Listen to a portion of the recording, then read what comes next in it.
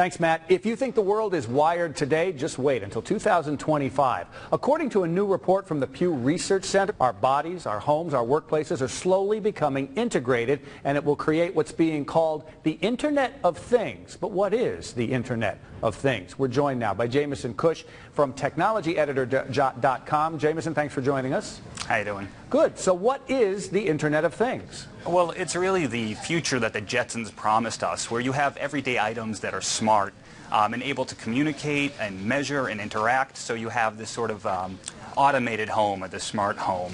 Do we overreach? Do the techno guys overreach a little bit in this? Like, for example, a refrigerator that can detect when your lettuce is going bad and lets you know on your cell phone. Is that more than we actually need? Well, right now it seems to be the case. A lot of the technology hasn't developed to the point where it's practical for people. Yes, you can buy a refrigerator with the internet and maybe you can load Pandora on it, but there's really no need for that right now. I think that's the challenge that companies like Google, Microsoft, Cisco, Intel have. They have to give us a reason to buy these smart products and integrate them into our lives. Well, and let's face it, the personal computer came out. A lot of people wouldn't invest because they're saying, oh, no, who wants a computer in their home? Now we've all got them in our multiple computers in our homes. Is it a question, though? I can't believe they spend millions of dollars in R&D just throwing stuff against the wall to see if it sticks.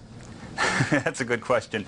You know, a lot of this technology, though, it evolves for businesses and work. I mean, as you said, the computer. A lot of us had computers at work before we had them at home. And it's the same thing with smartphones. We had BlackBerries before we had iPhones. So a lot of this Internet of Things in smart devices, they're going to be in hospitals. You're going to see them, government entities are going to use them, and then eventually the technology will work its way into the home. Has that changed from, I remember the days when they said, oh, the space program, you know, yes, we spend a lot of money to send a man to the moon, but look at what we've developed, Teflon, Tang. I mean, what's better than Tang? But, you know, it went from the space program into your house. Is that where it goes now, from the business world and the medical world, and then it gets dumbed down, if you will, into residential? Sure, and you know, the business world is driven by profits and profit motives. So if you're a hospital and you can put sensors in the beds that measure patient vitals so that you can take that data and then, you know, more optimally run your hospital a lot better and more efficiently, then there's a reason to do that.